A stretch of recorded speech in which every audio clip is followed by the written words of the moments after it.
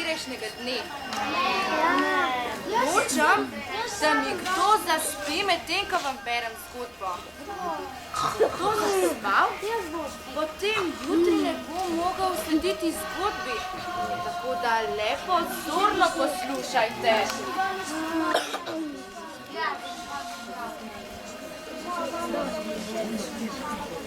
Pripravljeni?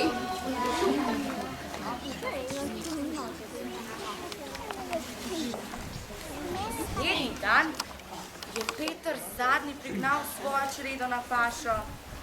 Bil je tako dobre volje, da si je vso pot žvižgal in prepeval. Ostali pastirčki so se mu čudili. Po navadi je na pašo vedno prišel tiho, da ga ne bi opazili in mu nagajali.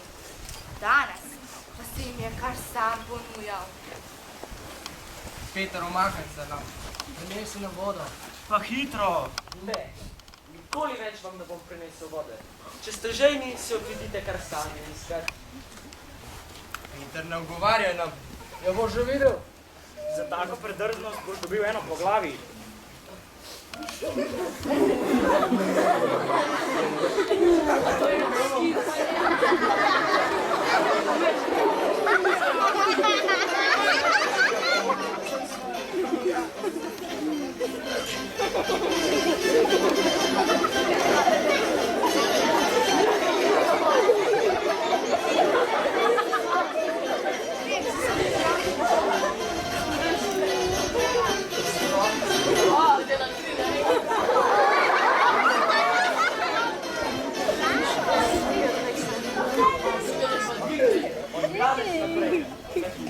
Ne boste več nagajali in me poskušali presvečiti. Razumete? Sedaj sem močnejši od vas. Kako je to mogoče? Odkje imaš kar naenkrat tolikšno moč? Pastirčki so se prestrašili. Predvsem pa so se bali, da bi se jim Peter Lepec maščeval za vse hudo, kar so mu naredili. Peter, prosim, ne stori nam hudega. Obljubimo, nikoli več ti ne bomo nagajali. Ja, obljubimo, samo ne maščuj se nam prehudo. Ne bom se vam maščeval. Pustim vam vašo nesramnost in to, da ste se spravljali name, ampak morate se poboljšati. Ja, seveda, Peter. Oprosti, ne bomo ti več nagajali. Res, nikoli več.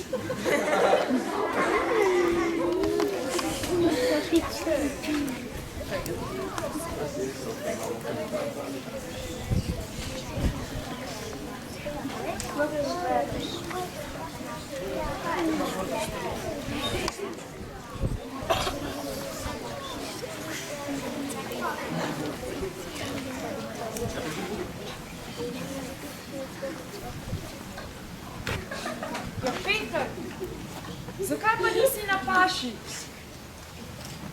Mama, od danes naprej bom sam svoj gospodar.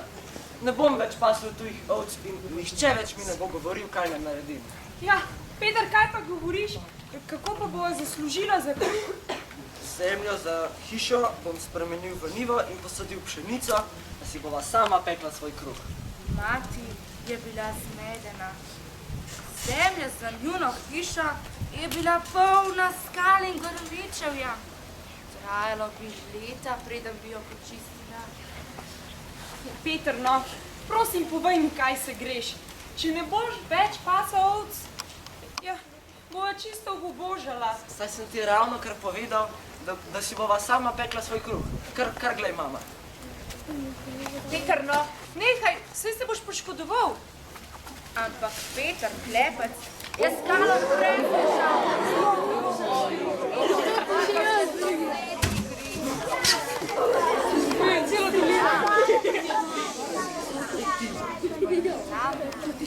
Pa je prej stala skala, pa se je pokazala rožovitna prst.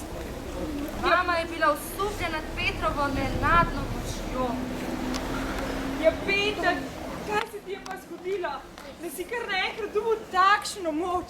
Boga sem prosil za njo, mama, in podaril mi jo je. Sedaj, ko imam moč, me bodo pastirčki končno pustili pri miru in tudi midva ne bova več stradala.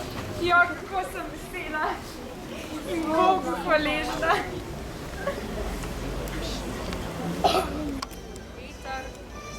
dan za dnem pljuval grmičevje, metal skale čez sosednjih rek.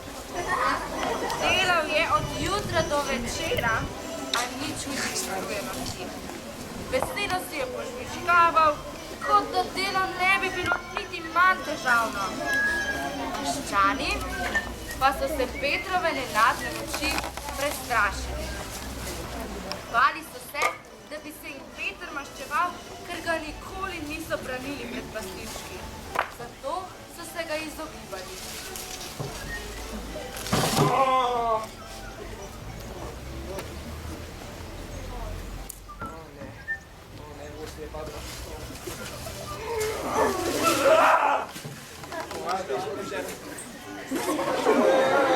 Malo bolj si, ko je, sem.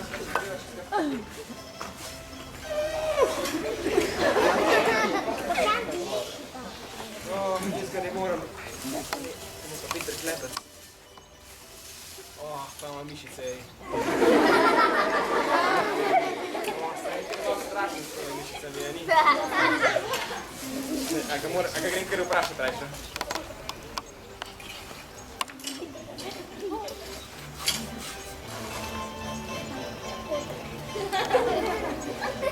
Jaz si živim, Peter Klepec.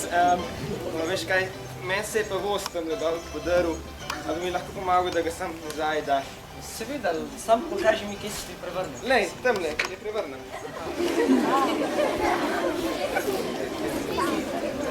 Lej, jaz ga ne moram predstaviti. Samo delaš.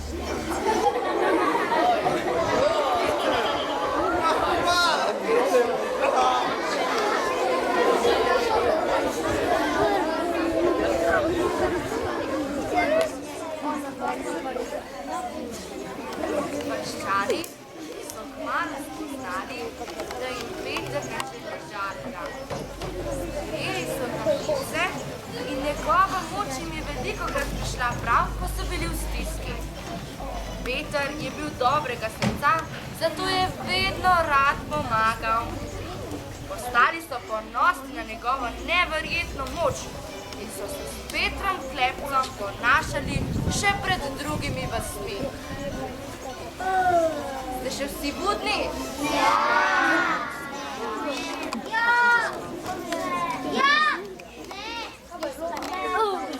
Dobro. Povejte mi, dragi otroci, se vam ne zdi tale Peter Klepec en fejst povak? Odpustil je vaščanom in pastirčkom, pa čeprav so bili vsi nesramni do njega. S svojim dejanjem odpuščanja nam je lahko vsem za zgled. Hkrati pa je Peter Klepec svojo moč uporabljal le za dobro. Otroci, danes pa tudi mi poskušamo narediti čim več dobrih del. Mislite, da nam bo uspelo? Seveda nam bo uspelo, kaj ne ti, Jan? Ja. Zdaj pa ne pozabite priti jutri, da slišite še preostanek zgodbe. Nasvidenje.